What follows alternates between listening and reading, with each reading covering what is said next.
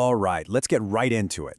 When we think of Norse mythology, we usually picture epic battles, magical hammers, and giant world-ending wolves, right? But in this explainer, we're zooming in on something much darker, a genuinely eerie, unsolved mystery. We're looking at a cosmic threat with no datable origin myth, no identifiable builder, and no grand crime that set it all in motion. Instead, this apocalypse is born entirely from a deeply intimate, completely mundane domestic chore. So, here's a question for you. Why must you always trim the nails of the dead? It's a chilling, super visceral thought, isn't it? To us today, it just sounds like a creepy old wives' tale or some superstition you'd whisper around a fire. But back in the Viking Age, this wasn't just a spooky suggestion. It was a strict behavioral instruction carrying literal world-ending consequences. If you failed to perform this one mundane task, you were actively hastening the apocalypse. This macabre little warning actually comes straight from the 13th century Prose Edda, compiled by Snorri Sturluson. He lays it out explicitly, warning that it is, quote, worth taking care lest anyone die with untrimmed nails, since such a person contributes much material to the ship Naglfar. Just imagine that creeping dread. The idea that your own personal negligence, just forgetting to care for a deceased loved one properly, is quite literally building a vessel of doom. Section 1. A macabre domestic warning. The name itself, Naglfar, carries a ton of weight. Now, back in the late 19th century, a scholar named Adolf Noreen proposed that the prefix Nag was actually a variation of nar, which means corpse, making it the corpse farer. Interesting theory, right? But modern religion scholars like Bruce Lincoln point out that there's really no reason to second-guess the original translation. Snorri meant exactly what he wrote down. It's a vessel constructed entirely out of human fingernails and toenails, the nailfarer. Literally. Moving on to Section 2, Naglfar, Ship of the Dead. So how exactly does this grotesque ship fit into Ragnarok, the ultimate doom of the gods? Well, the cosmos fractures in a really rapid, chaotic sequence. First, the world is plunged into Finnbovetr. That's 3 brutal, back-to-back winters without a single summer, totally freezing the earth. Then, things escalate. The monstrous wolf Fenrir breaks its bonds. The Midgard serpent, Jormungandr, goes into this massive giant rage, writhing so violently in the ocean that the seas literally swell up and flood the land. And it is right there, on those surging, apocalyptic floodwaters, that Naglfar, the nail ship, finally breaks its moorings and sets sail. Section 3. The Poetic and Prose Eddas. Now, there's a really eerie mystery regarding who actually steers this monstrosity.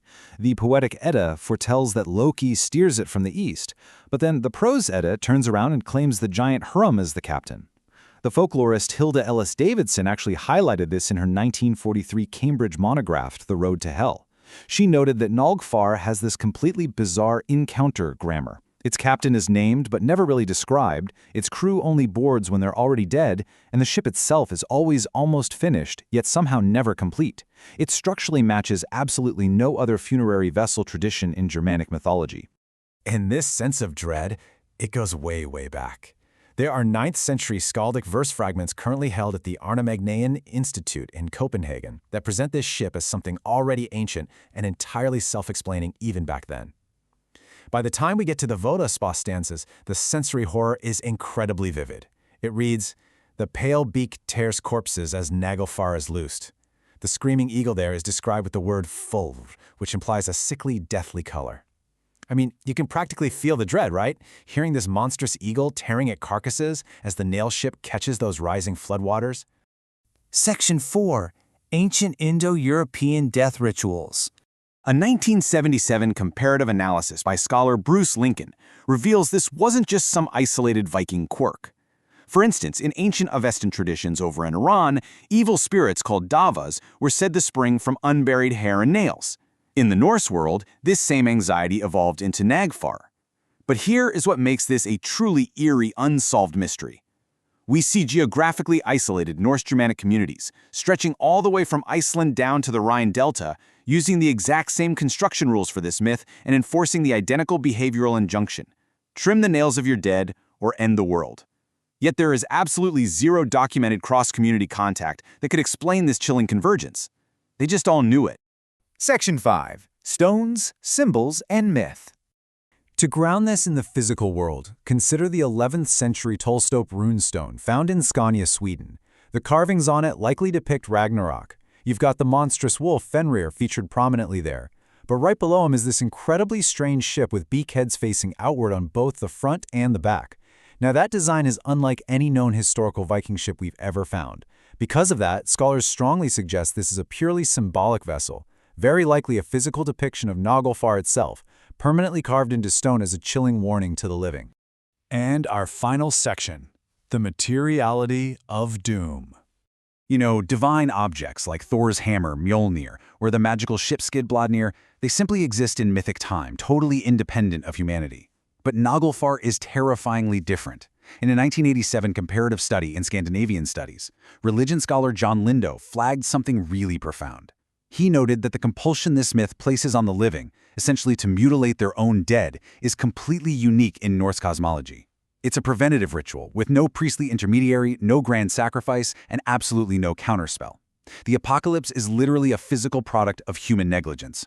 Every single time a family fails to trim a corpse's nails, they hand another plank over to chaos. It leaves humanity suspended between this massive cosmic threat and an incredibly intimate domestic dread in a way that honestly has never been fully mapped out. Which brings us to our final thought for this explainer.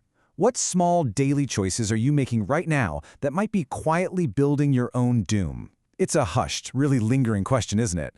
The ancient Norse felt the profound domestic dread of knowing their smallest, most mundane mistakes could literally build a ship of monsters. It really makes you wonder what metaphorical nail ships we're all quietly building today through our own everyday carelessness. Thank you so much for joining me, and I hope this deep dive into the shadows of Norse mythology leaves you with plenty to think about.